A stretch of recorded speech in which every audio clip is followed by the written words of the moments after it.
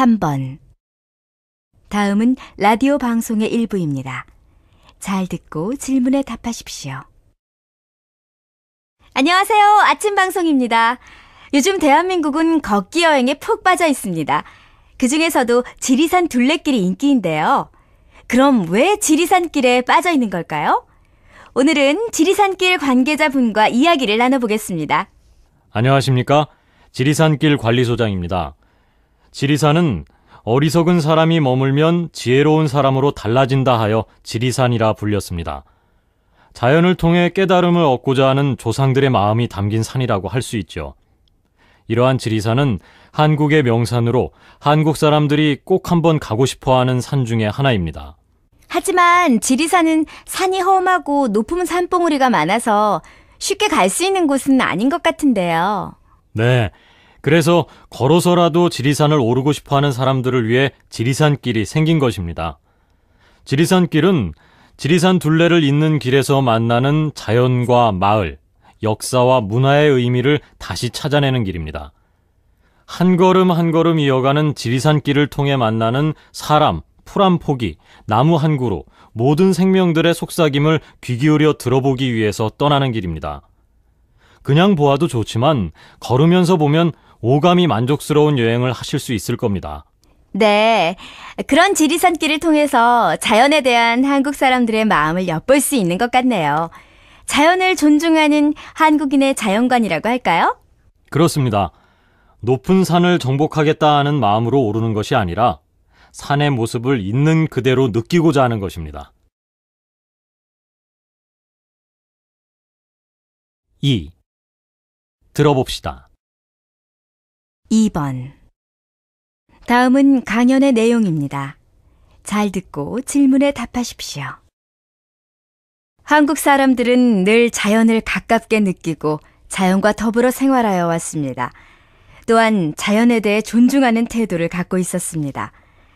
이는 먼저 한국의 시간관념이 모두 자연과 관련된다는 사실에서 알 수 있습니다. 그 중에서도 대부분 천체와 관련되는데 1년을 한 해라고 하고 1개월을 한 달이라고 합니다. 하루를 뜻하는 날도 해의 의미입니다.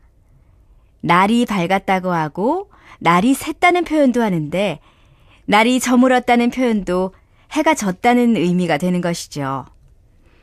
날과 관련이 있는 시간인 낮도 해와 관련이 있습니다. 한국말에서 자연은 존중의 대상이었습니다. 해님이나 달님, 별님, 하느님은 한국인들이 하늘을 바라보는 태도를 보여주는데 자연의 존칭을 나타내는 전미사 님을 붙인 것입니다. 님을 붙여서 이야기하면 더 친근한 느낌이 드는데 한국인들은 비나 눈이 내리는 것도 사람의 행위처럼 주체가 있는 것으로 보았던 것 같습니다. 그래서 비가 온다고 표현하고 이를 존중하는 표현 비가 오신다를 사용하기도 하였습니다.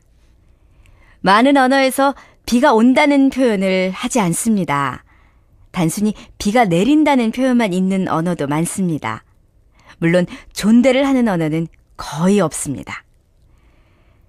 하느님 맙소사라는 표현에서는 하늘에 대한 두려움을 볼 수 있는데 이는 하늘의 행위를 두려워하며 우리를 벌하지 말기를 비는 것입니다.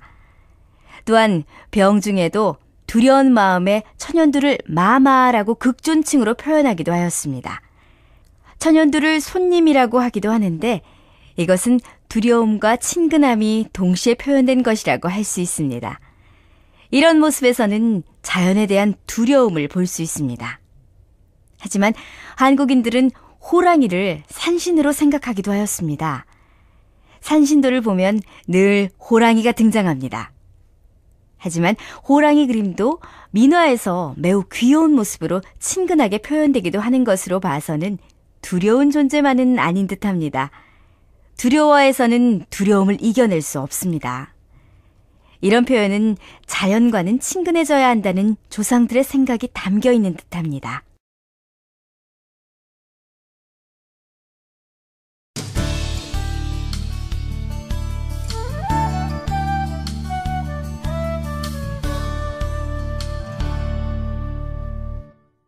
(13과) 정보와 통신. 1. 알아봅시다. 1번. 대화를 잘 듣고 맞으면 O, 틀리면 X 하십시오. 1. 동영상 강의 듣는 줄 알았는데 너 드라마 보고 있었구나. 아빠, 강의 다 들었어요. 드라마 보면서 잠깐 쉬는데 왜 그러세요? 우리 딸은 공부만 하는 줄 알았는데 드라마 보고 놀 줄이야. 2. 뚜한 씨, 새로 나온 휴대전화 봤어요? 디자인도 예쁘고 가격도 많이 싸져서 제 휴대전화를 새 것으로 바꾸고 싶을 정도예요. 그러게요. 요즘 나온 휴대전화들은 두께도 얇으려니와 색상도 세련되어 자꾸 눈이 가요. 사고 싶지만 이번에는 꾹 참을 거예요. 내년에 새 모델이 나오면 그때 살래요. 지금 것도 산 지 얼마 안 된 것이라서 그냥 버리긴 너무 아까워서요. 3. 버스 정류장에 타려는 차가 어디에 있는지 알려주는 위치 정보 시스템 안내가 있어서 참 편하죠? 그럼요. 얼마나 편한데요. 안내판에 내가 탈 버스가 어디쯤 오고 있다는 안내를 보면 준비하고 있다가 여유 있게 타게 되지요. 저도 그래요. 차가 언제 올지 알게 되니까 짧은 시간이라도 이용할 수 있게 돼요. 이렇게 편해지면 사람들도 대중교통을 이용하기 마련이죠. 2번. 다음은 뉴스의 일부입니다. 잘 듣고 질문에 답하십시오. 경기도의 한 도서관은 내일부터 스마트폰, 태블릿 PC 등 모바일 통신기기로 대용량의 파일을 주고받을 수 있는 모바일 전자책 서비스를 시작합니다. 전용 홈페이지는 공지사항, 도서 검색, 전자책 어플리케이션 다운로드, 내 서재 등의 메뉴가 마련되어 있습니다. 전자책을 볼 수 있는 소프트웨어는 어떤 환경에서도 다운로드가 가능하도록 설계되어 있어서 스마트폰의 기종에 관계없이 모바일 전자책 서비스를 이용할 수 있습니다. 관계자의 설명을 들으시겠습니다. 기존의 전자책은 PC를 통해서만 이용할 수 있어 접근성과 편의성이 떨어지는 문제점이 있었는데 모바일 전자책은 스마트폰 등 휴대용 정보화 기기만 있으면 언제 어디서나 이동 중에도 보고 싶은 책을 골라볼 수 있습니다. 서비스되는 전자책이 아직은 문학 분야의 도서 200종에 불과하지만 앞으로 다른 분야의 책을 추가 구매하여 다양한 주제의 전자책을 서비스해 나가겠습니다. 새로 도입한 모바일 전자책은 기존 도서관 홈페이지를 통해서도 일반 컴퓨터로도 이용할 수 있습니다. 이 서비스는 모바일 전용 홈페이지 경기.co.kr에 로그인한 후 전자책 아이콘을 터치하면 이용 가능합니다. 모바일 전자책 서비스는 새로운 독서 문화를 이끌어갈 것으로 기대됩니다. 3번. 다음은 라디오 시사 프로그램의 일부입니다. 잘 듣고 질문에 답하십시오. 최근 CCTV가 꾸준히 늘고 있지만 이를 효율적으로 운영할 방안이나 개인정보 보호를 위한 방안은 아직까지 부족한 게 사실입니다. 현재 서울시에는 CCTV가 얼마나 많이 설치되어 있습니까? 2010년 1월 기준으로 서울시에서 운영하고 있는 CCTV는 총 12,151개입니다. 그중 54%인 6,603개가 기차나 지하철 안전관리에 사용되고 27%인 3,211개가 시설물 관리에 이용되고 있고 사고나 화재 감시에 전체의 9%인 1,122개가 사용되고 있습니다. 또한 서울시의 각 자치구에서 운영 중인 CCTV는 11,256대입니다. 이 중 절반 정도인 5,908개가 방범용이고 시설물 관리 1,914개, 과속 및 주정차 관리 923개, 쓰레기 투기 방지 819개 순으로 사용되고 있습니다. CCTV의 운영과 관련한 문제점은 무엇입니까? CCTV 관련 기술의 급속한 발전에 따라 개인정보의 수집이나 저장량이 늘고 있는데 데이터베이스에 저장된 개인정보의 유출이나 해킹 가능성이 증가하고 있다는 점이 문제입니다. 또한 공공장소에서의 정보 활용은 개인의 사생활이 침해당하기 때문에 적절한 통제가 필요하죠. 개인의 사생활을 어떻게 덜 침해하느냐 하는 문제와 CCTV를 통해 확보된 정보를 관리하여 개인정보를 어떻게 보호하느냐가 문제가 되겠군요. 그렇습니다. 저는 이런 문제를 해결하기 위해서 우선 CCTV 관련 업무를 전담하는 조직이 신설되어야 한다고 봅니다. 이 부서에서는 개인정보 보호와 CCTV 설치, 운영 등의 역할을 맡게 될 것입니다. 또한 이와는 별도로 시민의 의견을 대변할 수 있는 시민단체나 CCTV 관련 전문가가 함께 CCTV에 대해 논의하도록 정기적인 모임을 가질 필요가 있다고 봅니다. 2. 들어봅시다. 2번. 다음은 원격 의료 시스템에 대해 소개하는 내용입니다. 내용을 들으면서 아래의 빈칸을 채워보십시오. 안녕하세요. 오늘은 우리 병원의 원격 의료 시스템에 대해 말씀드리겠습니다. 원격 진료란 의사와 환자가 공간적으로 멀리 떨어져 있는 장소에서 행하는 의료 행위를 말합니다. 원격 진료는 최근 통신수단이 발달함에 따라 가능해진 새로운 의료 서비스인데요. 우선 인터넷을 사용하여 환자에 대한 자료를 주고받고 저희 병원 의사와 현지의 의사, 환자분이 카메라를 이용하여 실시간 화상으로 면담을 하며 환자의 상태를 점검합니다. 그런 다음에 저희 병원의 전문의가 현지 의료진에게 환자를 치료하거나 진료하는 데 필요한 의료 지식이나 기술 지식을 제공하여 환자분께 간접적으로 도움을 주는 방식입니다. 그러니까 예를 들어 환자분께서 보건소에 오셔서 그곳의 현지 의사분께 진료를 받으실 때 저희 시스템에 접속하시면 화상 연결을 통해서 저희가 현지의 의사분에게 저희의 앞선 의료 정보나 기술 정보를 제공하여 진료하도록 하거나 상담하도록 하는 형태입니다. 원격 진료는 특히 지역의 전문적인 의사가 부족하거나 이동이 자유롭지 못한 산간 지역이나 섬 지역의 환자들에게 수준 높은 의료 서비스를 제공하고자 하는 의료 시스템입니다. 우리 병원은 이미 2008년부터 원격 진료 시스템인 유모니터링 시스템을 완비하고 원격 진료를 실시해 왔습니다.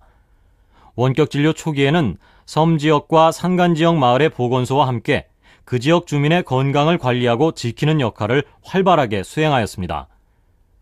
그러니까 지리적으로 병원에서 멀리 떨어져 있어서 오고 가기 어려운 지역의 주민분이나 혼자서 병원까지 오기 힘든 주민분들께서는 근처의 보건소에 가셔서 보건소의 의사분과 함께 우리 병원의 유모니터링 시스템에 접속하시면 우리 병원의 수준 높은 의사들이 제공하는 의료 혜택을 받으실 수 있습니다. 우리 병원은 금년에 병원 1층에 원격 의료센터의 문을 열고 원격 의료 분야를 이비인후과, 외과, 내과, 피부과, 정신과 등으로 확대하여 운영하고 있습니다. 앞으로는 현지의 보건소는 물론이려니와 동네의 학교나 경로당에서도 이용하실 수 있도록 시스템을 확대해 나갈 계획입니다. 우리 병원을 사랑하시고 이용해 주시는 여러분께 다시 한번 감사드립니다.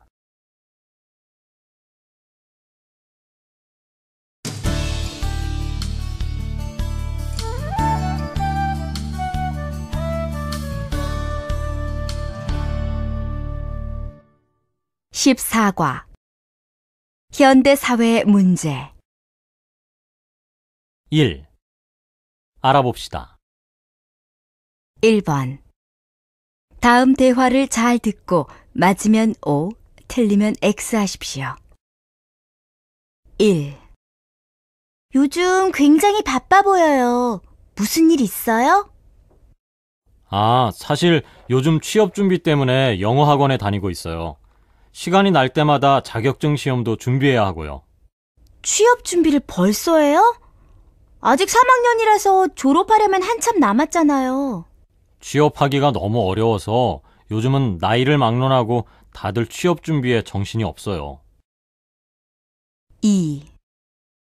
유진 씨는 나중에 자녀를 몇 명쯤 낳을 생각이에요? 글쎄요. 지금은 자녀를 낳을 생각이 없어요. 예전에는 결혼하면 아이를 꼭 낳으리라 생각했지만 지금은 생각이 달라졌어요. 결혼해서 아이 키우는 친구들을 보면 많이 힘들어 보여서요. 예전에 비해 육아복지나 휴가제도가 많이 좋아지지 않았나요? 네, 물론 전보다 나아지기는 했지만 그래봤자 근본적인 문제는 해결되지 않는 것 같아요. 그러니까 출산율도 계속 줄어드는 것 아닐까요? 3.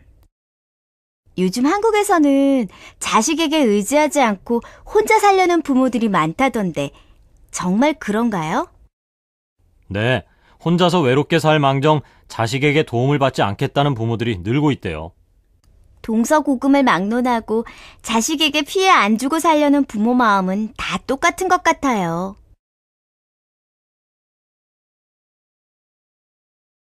2번. 다음을 듣고 아래의 질문에 답하십시오. 요즘 한국에서는 어린 나이에 유학을 가는 조기 유학이 빠르게 늘고 있는데요. 어릴 때 외국어를 배우는 것이 언어 습득에 도움이 된다는 의견도 있지만 반대로 사회적인 문제점도 많이 나타나고 있습니다. 박사님, 조기 유학으로 인해 생기는 사회적 문제로는 어떤 것이 있습니까? 우선 비용 문제를 들 수 있습니다. 나는 굶을망정 내 아이만큼은 제대로 키워보겠다는 생각으로 과도한 비용을 감수하는 부모가 있습니다. 일반적으로 자녀 한 명을 유학 보내는 비용이 우리나라 회사원의 평균 연봉과 비슷한 금액입니다. 이는 국가적으로 큰 낭비입니다. 또 아이의 정서 문제 또한 요즘 심각한 사회 문제로 떠오르고 있습니다. 어린 나이에 혼자 유학을 갔다가 학업에 흥미를 잃어 나쁜 유혹에 빠지거나 유학에서 돌아온 다음에는 한국의 교육제도나 사회에 적응하지 못해 방황하는 경우도 있습니다. 그렇군요.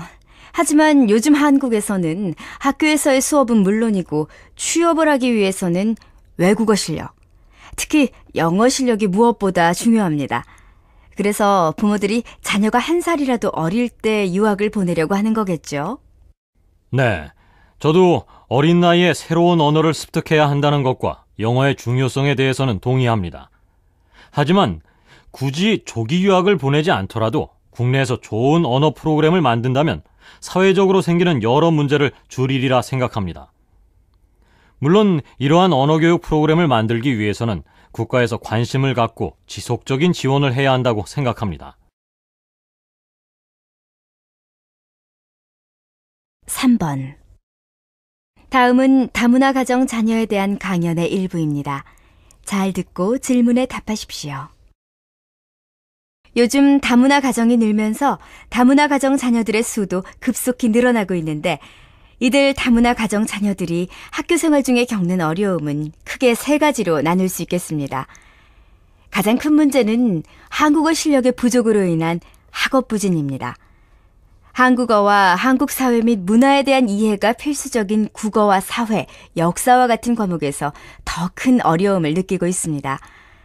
이러한 학습 부진의 원인은 말을 배우는 시기인 유아기에 한국어가 서툰 외국인 어머니에게 교육받으며 성장하기 때문에 언어 발달이 늦어지고 이후 의사소통 능력이 현저히 떨어지기 때문으로 볼 수 있습니다.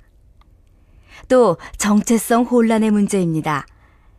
한국어와 한국 문화에 대한 적응 기회를 충분히 갖지 못한 어머니의 문화적 정체성은 그 자녀에게도 정체성의 혼란을 가져옵니다.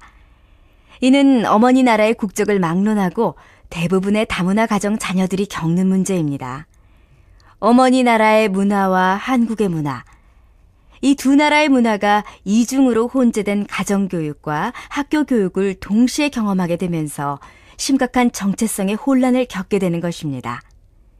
그리고 이러한 이유와 외모가 다르다는 이유로 다문화 가정 자녀들은 학교 내에서 집단 따돌림을 당해 정서적 충격을 받는 경우도 있습니다.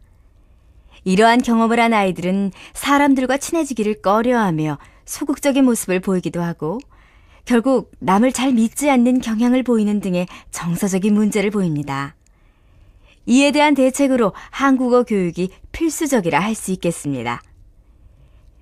근본적인 문제 해결을 위해서는 다문화 가정 자녀의 어머니들이 보다 능숙한 한국어 실력을 키울 수 있는 기회가 주어져야 합니다. 일시적이고 단기적인 지원은 있어봤자 무용지물이라는 것은 현재 다문화 가정 자녀들의 문제를 통해 알 수 있습니다. 정부와 각 지방단체에서는 다문화 가정 구성원에 대한 교육 지원 사업을 적극적으로 모색해야 합니다. 교육 프로그램을 개발하고 전문기관을 설립하여 전문가를 양성하는 등 장기적 계획이 필요한 때입니다. 또한 무엇보다 중요한 것은 우리 사회의 인식이 변화되어야 한다는 것입니다. 이들이 우리와 다르다는 편견을 버리고 우리 사회의 새로운 구성원으로 받아들여야 합니다. 열린 마음의 자세는 다문화 가정 자녀들이 우리 사회의 한 구성원으로 바르게 성장할 수 있도록 돕는 가장 근본적인 방법일 것입니다. 2. 들어봅시다. 2번. 다음을 듣고 아래의 질문에 답하십시오. 최근 경찰이나 우체국 직원임을 사칭해서 전화로 돈을 요구하여 가로채는 보이스피싱 문제가 날이 갈수록 늘고 있습니다. 더욱 심각한 문제는 보이스피싱의 수법이 점점 지능화, 다양화된다는 건데요. 오늘은 보이스피싱에 대한 대응이나 해결책에 대해 알아보는 시간을 갖겠습니다. 김준 교수님, 안녕하세요. 먼저 보이스피싱 전화를 구별할 수 있는 방법에는 어떤 것이 있을까요?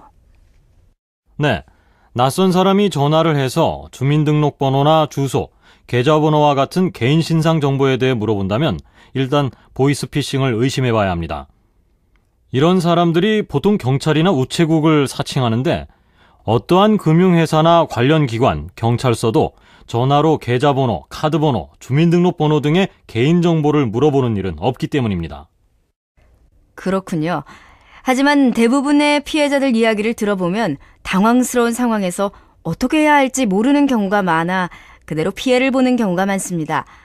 보이스피싱 전화를 받았을 경우에 대응할 수 있는 방법에는 어떤 것이 있을까요? 가장 좋은 방법은 대응하지 않는 것입니다.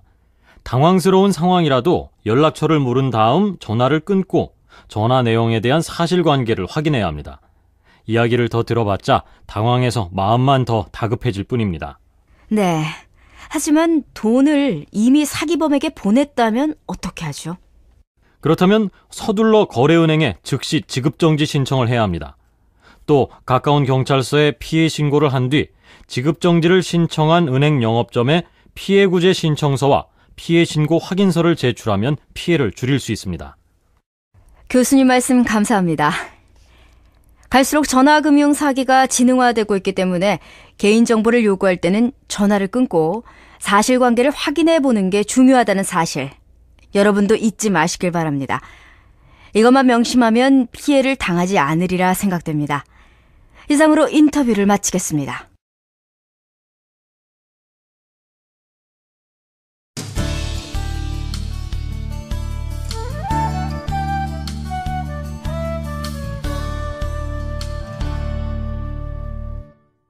(15과) 취업과 직장생활.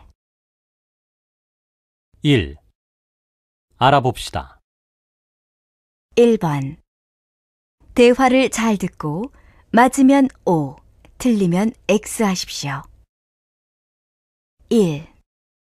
선배님, 전 업무 성과도 별로 좋지 않은 게 일이 제 적성에 잘 안 맞는 모양이에요.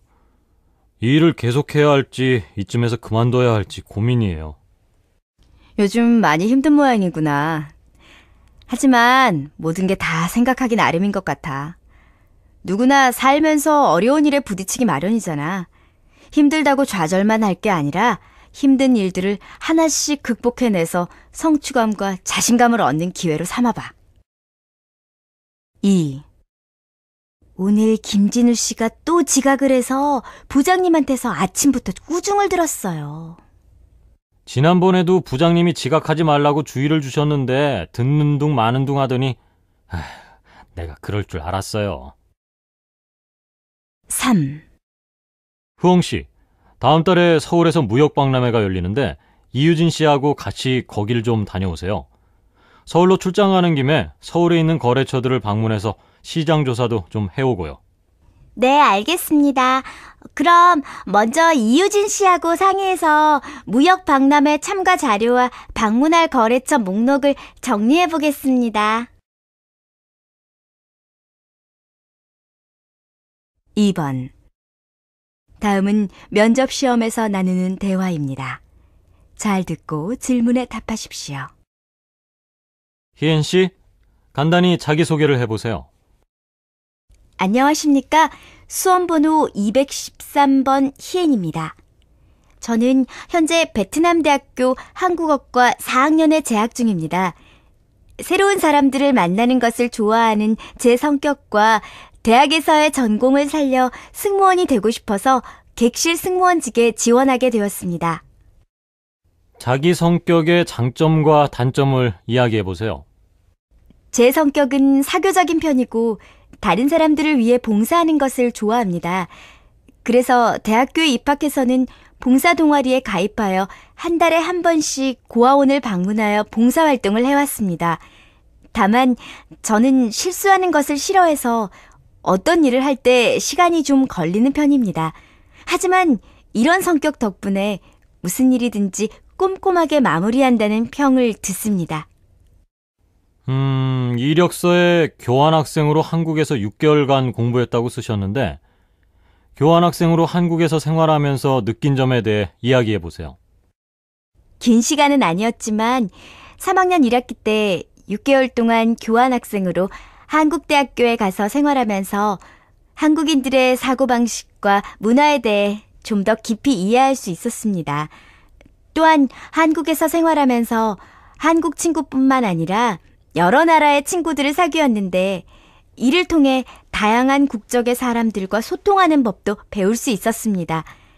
서울항공에서 승무원으로 일할 수 있게 된다면 이러한 경험을 바탕으로 세계를 향해 도약하는 서울항공의 발전을 위해 작게나마 기여하고 싶습니다. 3번. 다음은 직업과 관련된 설문조사 결과에 대한 뉴스입니다. 잘 듣고 질문에 답하십시오. 여러분은 어렸을 때 장래 희망이 무엇이었습니까? 누구나 어린 시절 꿈꾸던 직업이 하나쯤 있었을 텐데요. 청소년기에 희망했던 직업을 실제로 선택한 직장인은 얼마나 될까요? 이에 대한 흥미로운 결과가 나왔습니다. 김민수 기자가 보도합니다. 어린이들이 꿈꾸는 직업은 다양합니다. 그러나 어렸을 때 꿈꾸던 직업을 실제로 선택한 직장인은 6명 가운데 1명에 불과한 것으로 나타났습니다. 한 취업 포털 사이트가 직장인 785명을 대상으로 조사한 결과 전체의 17.3%만이 현재 직업이 청소년 시절부터 희망했던 것이라고 답했습니다. 어린 시절 장래 희망을 실현한 직장인은 직업 선택의 기준으로 적성과 흥미를 손꼽은 반면에 어릴 적 꿈과 다른 일을 하는 직장인은 합격 가능성과 고용 안정성 때문에 현재 직업을 선택했다고 밝혔습니다. 직업에 대한 만족도는 어릴 때 꿈꿨던 직업과 현재 직업이 일치하는 경우가 그렇지 않은 경우보다 2배 이상 높았습니다. 실제 기업 관계자들도 해당 직업에 오랫동안 관심을 가진 사람들의 업무 성과가 고용 조건만 보고 직업을 선택한 사람보다 훨씬 높다고 말합니다. 목표 설정을 빨리 하는 것이 취업뿐 아니라 취업 이후의 만족도와 업무 성과에 긍정적인 영향을 미친다는 것을 알 수 있습니다.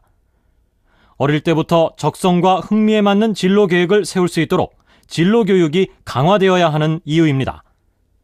KTN 뉴스 김민수입니다. 2. 들어봅시다. 2번. 다음은 직업 선택의 기준에 대한 대담입니다. 잘 듣고 질문에 답하십시오.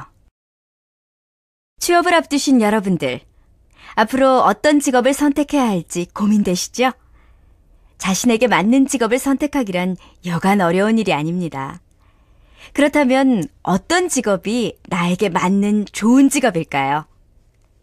오늘은 박진우 교수님을 모시고 바람직한 직업의 선택의 기준에 대해 말씀 들어보겠습니다. 안녕하십니까, 교수님? 네, 안녕하십니까.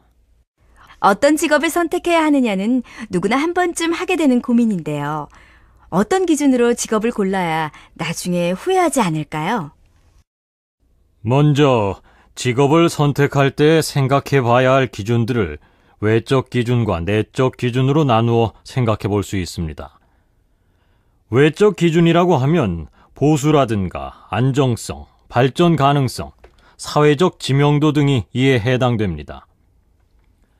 아무리 자신이 좋아하는 일을 선택했더라도 경제적으로 보수가 너무 낮다거나 안정적이지 못하다면 그 직업에 대한 만족도가 떨어질 수밖에 없을 것입니다. 그렇기 때문에 이러한 외적 기준을 무시할 수는 없지요.